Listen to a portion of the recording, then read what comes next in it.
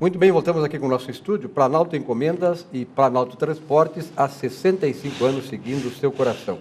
Sulpetro em favor da revenda e do consumidor gaúcho e Hotel Embaixador. Realize a sua festa de casamento no Hotel Embaixador e ganhe a suíte presidencial para a noite de núpcias como cortesia. Aliás, os casamentos acontecem em todas as épocas do ano e a partir de março começa a se desenvolver cada vez mais, até porque muitos casamentos acontecem depois de 2, 3 meses de namoro. Só começa a namorar no Natal, no Ano Novo, vai para a praia e tal, e daqui a pouco já está casando. Então, faça o seu casamento, a sua festa de casamento no Hotel Embaixador. Bom, começamos muito bem aqui com nossos colegas do programa permanentes. Carlos Alberto Manzoli Rico. Tudo beleza? Como é que foi de férias, Rico? Olha, foram alguns diazinhos ali para dar uma paradinha técnica. Fiquei em Florianópolis ali, entre o Natal e o Ano Novo, e Florianópolis sempre linda, né? Os fogos de Ano Novo em Florianópolis foram... A nossa área de lazer. Foram gaúchos, lindos, né? Foram lindos. A cascata de fogos que eles fizeram na noite do Réveillon da ponte ali foi um espetáculo. Foram 12 toneladas de fogos, foi um espetáculo. E agora, o grande problema lá de Florianópolis é a infraestrutura, né? O pessoal que está nas praias do norte da ilha, nessa época, não tem água para banho. Não tem água para lavar louça. Isso acontece em vários lugares do Brasil. Aliás, infraestrutura é um dos temas, né? As casas... Vamos conversar sobre isso. Sidney Fontoura Gomes, também nosso colega de... Tem uma guerra lá dentro de Florianópolis entre a Casan, que é o DEMAI deles, né? E companhia de energia, prefeitura, aquilo ninguém se entende. Porque realmente como aqui, né? Como não aqui tem também. água. Não tem, aqui. Mas não é só aqui. Não é só aqui. É impressionante. Não é só aqui. É no mundo inteiro. A Argentina está vivendo agora uma falta de energia elétrica. Ficou sem luz, ficou com um blackout violentíssimo, com 50 graus, onde tu não podia ligar um ventilador ou um ar-condicionado. E é uma questão de vontade política.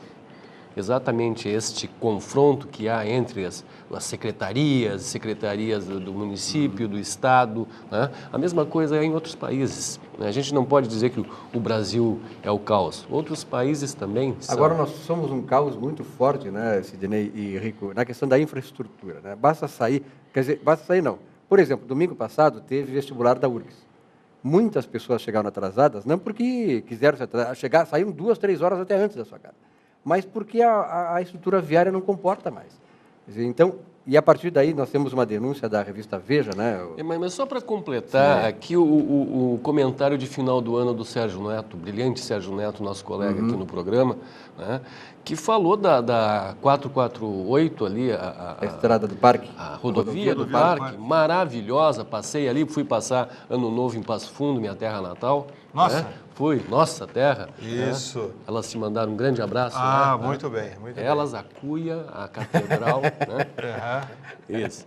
E maravilhosa, 3 pistas, vai desafogar, vai ajudar, não tenha dúvida nenhuma. Entretanto, o Sérgio Neto salientou que haverá o gargalo na entrada da Castelo Branco. Aliás, ele está avisando isso há mais de 6 meses. Pois é. Então, quer dizer, o problema de infraestrutura, ele é fantástico. Né? E a falta de planejamento para a infraestrutura... Vontade política de novo. Tu veja bem que está previsto para este ano de 2014 em torno de 20 mil nascimentos em Porto Alegre. E previsão de venda de 30 mil automóveis em Porto Alegre. Mais automóvel que criança. Mais automóvel do que pessoas. Isso vai acontecer o quê? Vai acontecer o que tem acontecido. Hoje, tu marcar um compromisso externo com um cliente ou com um médico, onde tu tenha uma emergência, é complicadíssimo. É complicadíssimo. Tu não tem mais como... Porque gargalo tem em tudo que é lugar. Agora, a questão do vestibular, né, Sidney, me parece assim, que está envolvendo uma série, milhares de jovens, né? Só acho que mais de 60 mil inscritos na URGS, aqui em Porto Alegre. Por exemplo, assim, eu acho que, não sei se faz isso, acho que não. Regionalizar, por exemplo, pegar moradores de Menino Deus, Cristal e tal, vão fazer... Agora, o cara não pode sair de Ipanema e fazer o curso, a prova vestibular lá na Zona Norte. E tem isso. Quer dizer, e tem pior ainda, Silvio, que uma das escolas, que eu não estou lembrando o nome, não estou lembrando o nome, daqui a pouco vem, que teve que se interromper no segundo dia, por falta de estrutura, eles tiveram que ir para outro local fazer prova. Tu imagina? E nem sempre puderam avisar as pessoas que estavam. E aí como é que foi? Imagina, O cara que chegou perdeu lá a prova. E aí? Perdeu a prova. E aí? Todo um preparo de um ano inteiro de um jovem que tem um grau de frustração muito mais alto do que a gente. É que a nossa sociedade, eu sempre digo assim, a sociedade brasileira, particularmente a sociedade brasileira, ela é muito permissiva. O que é permissividade? É tu permitir que os pequenos problemas aconteçam, porque a partir dos pequenos problemas acontecendo e não sendo punidos, corrigidos, o que acontece? Aquilo vai não crescendo. Então nós permitimos muita coisa. Por exemplo, um dia eu cheguei numa fila de banco, né? Sabe ali que tem a orientação para te fazer a fila, né? Então a fila para cá, outra para lá e tal, e eu reclamei. Não esquenta a cabeça. Bom, não é esquentar a cabeça, é civilidade isso aí. Enquanto nós não educarmos o nosso povo, andar no trânsito, por exemplo, o cara entra tem três vias, aí o cara vai no meio, ele impede que tu use, onde tem lugar para 3 carros, vai um. Quer dizer, aí um engarrafamento que é de 5 km passa a ser de 15. Então, essas pequenas coisas têm que ser levadas em consideração. O negócio da obra da Copa. Né? Todo mundo, eu também não sou contra a Copa agora, pelo amor de Deus, eu acho que é uma gastança completamente fora de propósito. Não é? Não parece você? Não, as obras todas que foram determinadas para serem feitas como infraestrutura para a Copa, como legado da cidade, pós-Copa, essa coisa toda, maravilhosas. Só que, qual é a preocupação que eu tenho como cidadão?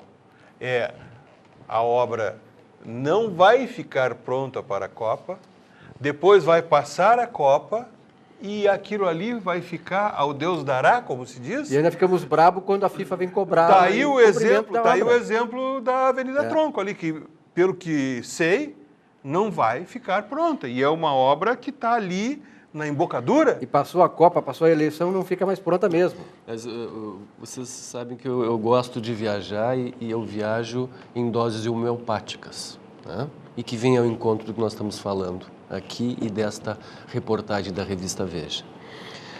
Início de dezembro, eu fui a Santos, eu fui fazer um mini cruzeiro. De tu sair 5 dias, uma semana, mais 5 dias, coisas, tu tira tuas férias, é mais cômodo para a gente que tem diversos compromissos. No Porto de Santos, os grandes transatlânticos de carga, os mais modernos, não conseguem atracar. Por quê? Porque é exigido 14 metros de profundidade, no mínimo. Tá? Parece que lá tem 12.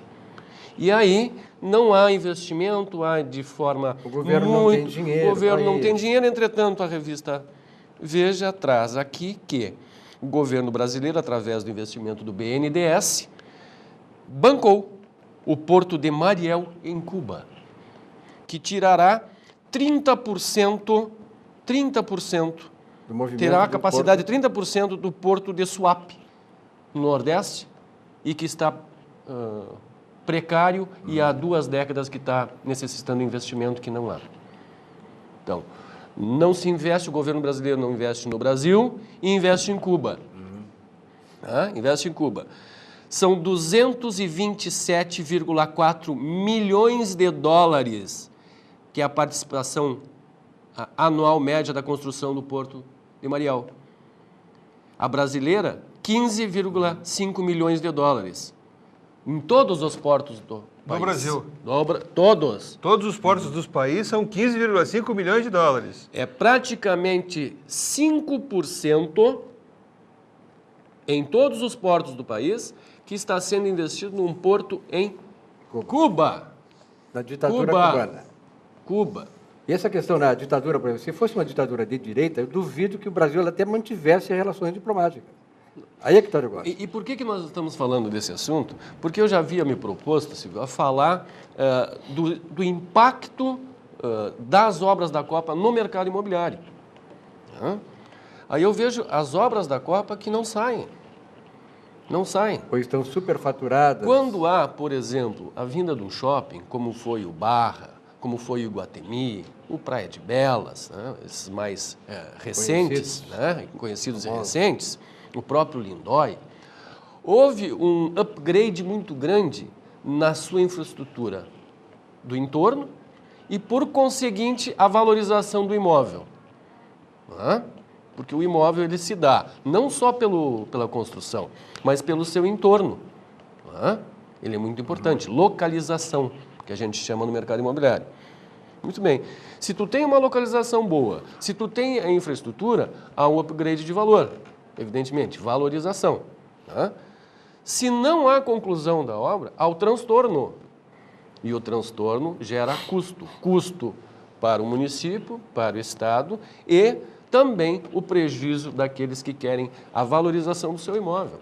É muito simples de ver isso. Com esta bárbare que a gente vê aqui, me preocupa sobremaneira o que o governo fará, o que os governos farão, né? Quando terminar a Copa, não terão as obras concluídas, não terão as obras concluídas. Que legado fica? Fica da valorização da cidade como um todo ou o problema de buscar recursos do BNDES? Parece que o BNDES já não tem mais, porque botou tudo em Cuba. E até tem uma coisa, o mais agravante nisso tudo aí é que esse dinheiro é uma doação, porque Cuba não paga, Cuba é maior caloteiro, não tem dinheiro. Diz aqui, historicamente, Cuba dá o calote.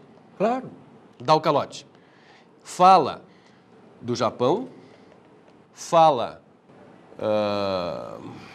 de outros países que prestaram dinheiro para eles. O Japão foi um, México foi outro, que houveram renegociações, onde perdoaram, no caso do México, 70% da dívida, e o restante parcelou os 150 milhões em 10 anos, e o Japão, que perdoou 80% da dívida para receber 1 bilhão e 400...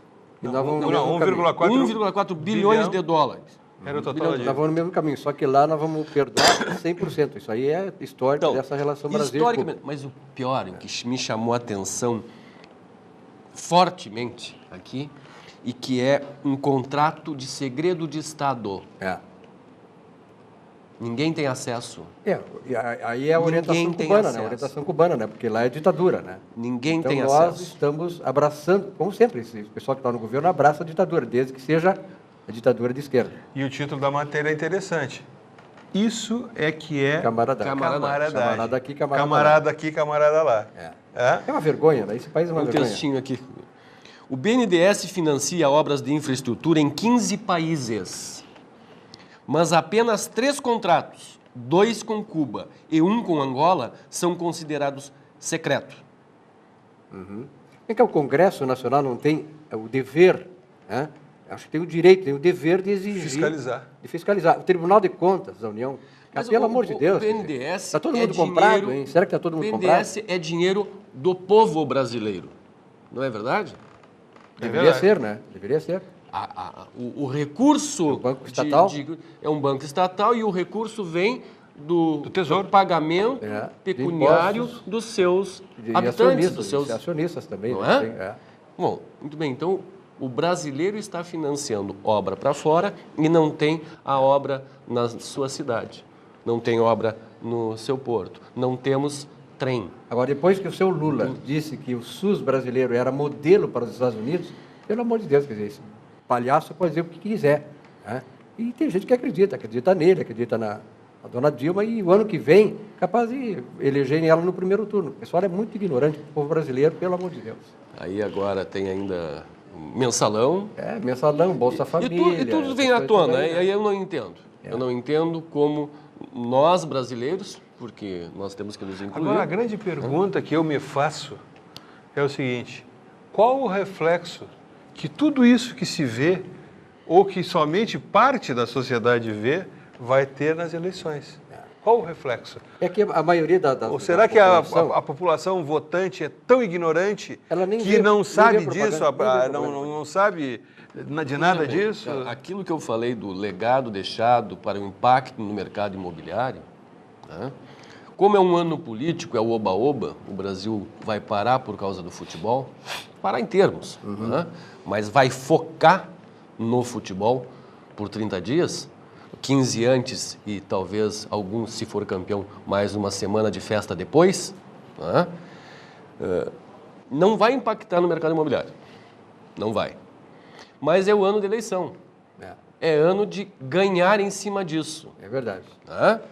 Então, me preocupa serão concluídas e com que recurso será concluído. Sidney, muito obrigado pela tua presença aqui hoje. Um bom ano de 2014. Muito obrigado para todos família. nós, para os telespectadores. Um bom ano para ti também, a todos os nossos telespectadores também. A gente tinha mandado no final de ano, mas vamos reforçar o nosso abraço aí a todos que estão conosco durante todo o ano, né, senhor? É um intervalinho, já voltamos.